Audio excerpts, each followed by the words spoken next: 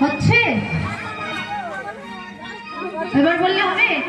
তাহলে একটু করে করে তালি দিয়ে গাইতে হবে সবাই মিলে নিতাই গৌর হরিবল হরিবল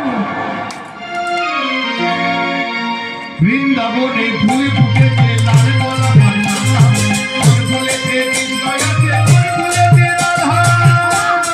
হ্যাঁ তাই তো বলছি আমার এই দুটো গোপী নৃত্য করছিল যাদের একটু নৃত্য করার ইচ্ছা একটু নৃত্য করে আবার বসে পড়বে হ্যাঁ রাধে রাধে